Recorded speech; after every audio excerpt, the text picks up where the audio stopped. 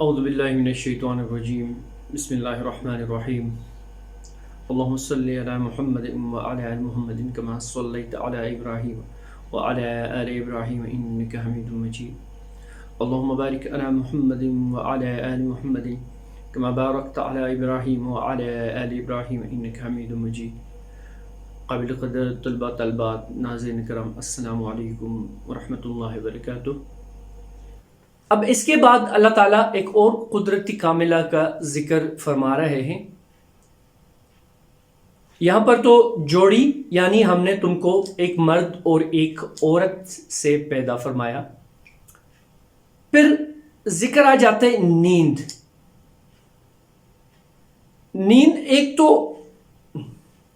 ایک یہاں پر آ جاتی ہے آپ کے لیے سکون کا باعث، جو عورت ہے وہ سکون کا باعث بن جاتی ہے۔ دوسرا سکون جو ہے وہ آپ کی نیند میں ہے، اور وہی اللہ نے آپ کو مہیا فرمایا۔ اللہ تعالیٰ نے آپ کو وہ نیند بھی دے دی۔ کیسے دی ہے؟ اب یہاں پر ہمارے ماشاءاللہ آج کل جو دور چل رہا ہے، پوری رات جاگتے رہیں گے، مطلب آلتو فالتو چیزوں میں بزی ہیں، ساری نیند خراب کر دیتے ہیں۔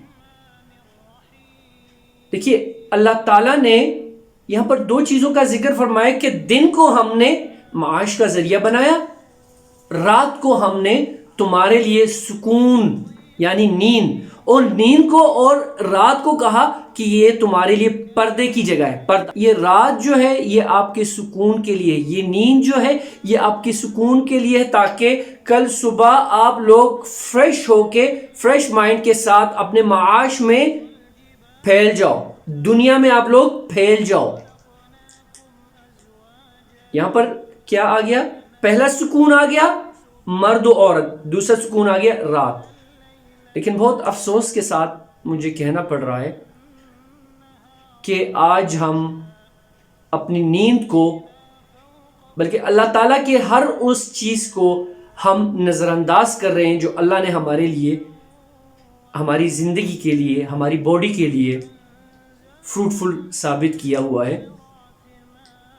دیکھیے، جب ہماری رات کی نیند، آپ رات کو صرف 2 گھنٹے پراپر نیند سو جائیں، فریش ہوں گے آپ۔ لیکن ہم پوری رات آلتو فالتو چیزوں میں رات گزار دیتے ہیں، پھر ہماری جو باڈی ہے، یہاں پر میں آپ کو طب نبوی سے، چونکہ میرا شعبہ بھی ڈاکٹریٹ سے ہے، تو آپ کی جو امیونٹی سسٹم ہے وہ آپ کی رات کی نیند نہ پوری ہونے کی وجہ سے وہ ختم ہو جاتی ہے۔ آہستہ آہستہ آپ کی باڈی جو ہے وہ ویک ہونا شروع ہو جاتی ہے، آپ کے یہاں ڈارک سرکل جو ہے وہ بننا شروع ہو جاتے ہیں، آپ کا یہ فیض جو ہے یہ اتنا سا نظر آتا ہے۔ اب چاہے جتنا مرضی آپ خوراک کرو، آپ پہ خوراک اثر نہیں کرے گا جب تک آپ کی نیند پوری نہیں ہوگی۔ اور نیند یہ بھی نہیں کہ آپ پوری رات جاگتے رہو اور دن کو سوتے رہو، نہیں، یہ بھی نہیں ہے، کیونکہ آپ اللہ تعالیٰ کے اس سے منحرف ہو رہے ہو۔ آپ اللہ تعالیٰ کا جو سسٹم ہے اس سے آپ ڈینائی کر رہے ہو۔ آپ جتنا مرضی دن میں سو جائیں، آپ پورا دن سوتے رہیں اور رات کو جاگتے رہیں، لیکن پھر بھی آپ کی یہ جو باڈی ہے، آپ کا جو اندر کا جو امیونٹی سسٹم ہے، پلس آپ کی جو باڈی، یہ صاف نظر آئے گا۔ آپ کے جلد کے امراض جو ہے وہ آپ کے شروع ہو جائیں گے، آپ کے معدے کی تکلیف شروع ہو جائے گی، یہاں پر آپ کے ڈارک سرکل جو ہے وہ آنا شروع ہو جائے گی، ایون یہاں تک کہ آپ کی جو ہڈیوں کی، ہمارے بہت ساری آج کل تو بہت عام ہو چکا ہے، جوڑوں کی بیماریاں، وہ اس میں انکلوڈ ہو جاتی ہیں، وہ آپ کا اسی میں ہوگا۔ دیکھیے، جب اللہ تعالیٰ نے آپ کو قرآن میں بار بار کہ قرآن پاک جو ہے یہ ایک ضابطہ حیات ہے، یہ آب حیات ہے، یہ زندگی ہے، تو قرآن میں جب اللہ نے فرمایا کہ رات سکون کے لیے ہے اور دن معاش کا ذریعہ، اللہ تعالیٰ ایک اور چیز کا بھی ذکر کر رہا ہے، 7 آسمان بنائے اور پھر اس میں ایک روشن چراغ بنایا، یعنی سورج۔ وجعل الشمس سراجا. 7 مضبوط آسمانوں میں پھر یہاں پر ذکر ہو رہے بادلوں کا، اور بادلوں سے پھر پانی برسانے کا. اور وہ پانی کیوں برسایا جا رہا ہے؟ تاکہ جو زمین ہے، زمین میں میخیں آ گئی پہاڑوں کی صورت میں، زمین جو ہے اپنی جگہ پہ ٹھہر گئی. اب اس زمین سے جب اللہ تعالیٰ نے فرمایا، اللہ نے کہا کہ تم رات کو سکون کی نیند سو جاؤ اور دن کو اپنی معاش کے لیے ڈھونڈو. تو کیسے ڈھونڈیں گے؟ اسی زمین میں. دیکھیے اب یہاں پر ایک مجھے سورہ جمعہ کی ایک آیت جو آخری آیت ہے وہ بھی یاد آ رہی ہے. جیسے کہ جمعے کے متعلق اللہ تعالیٰ نے سورہ جمعہ میں کہا ہے کہ جمعہ پڑھ کے اور زمین میں پھیل جاؤ. تو یہاں پر بھی وہ چیز ہے کہ دیکھیے رات آپ نے سکون سے آرام کیا، آپ کی باڈی بالکل فٹ ہے کل کے لیے. آپ اللہ کا کلام پڑھ کے صبح صبح فجر کی نماز پڑھ کے اٹھ جاتے ہو، فریش ہوتے ہو، معاش کے لیے نکل جاؤ. اب معاش کے لیے آپ اس زمین پہ، اگر یہ زمین کل اللہ نہ کرے یہ ایسی ہوتی، اس میں یہ پہاڑ جو تھے یہ میخیں نہ ہوتی، زمین کی یہ اپنی میخیں ہیں پہاڑ کی صورت میں، تو یہ ایسے چلتی، پھر ہم کیسے اس میں سے غلہ اگاتے ہم.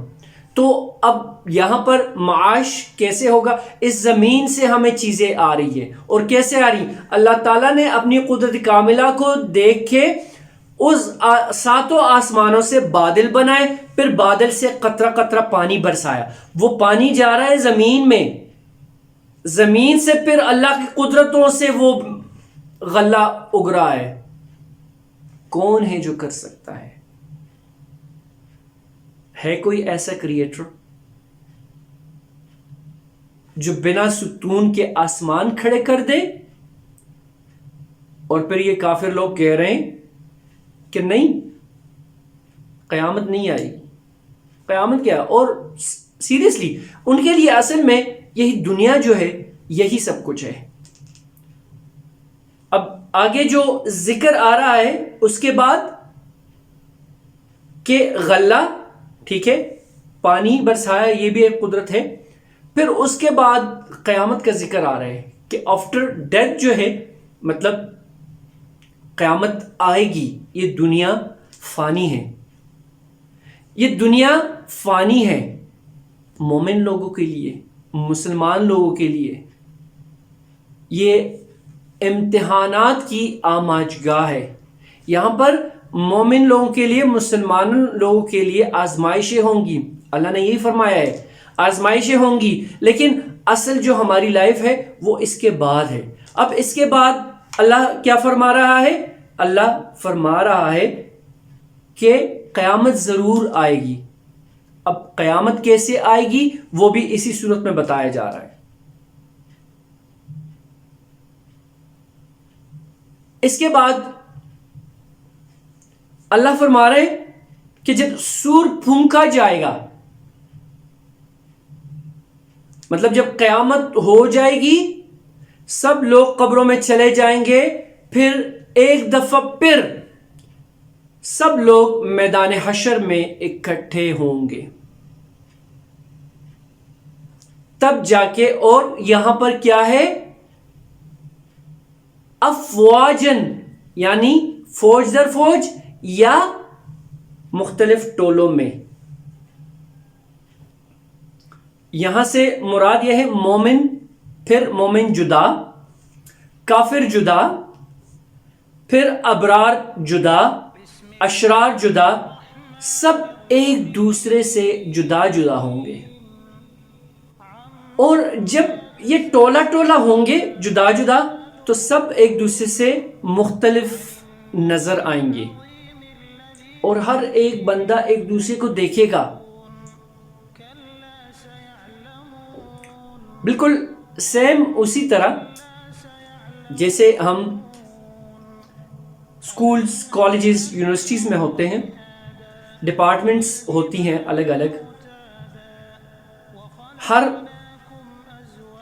سیکشن الگ الگ ہوتا ہے، ہر سبجیکٹ الگ الگ ہوتا ہے. کوئی اکنامکس پڑھ رہا ہوتا ہے تو وہ اکنامکس کی کلاس کے ساتھ گیدرنگ میں ہے، کوئی مینجمنٹ میں ہے، سیم اسی طرح ڈیوائیڈ ہوگا سارا کچھ، ٹولے ٹولے ہوں گے، تو ایک دوسرے کو ایسے دیکھتے رہیں گے کہ پتہ نہیں کیا ہو رہا ہے، کیا ہے، کسی کو کچھ پتہ نہیں ہوگا، کوئی پتہ نہیں ہوگا۔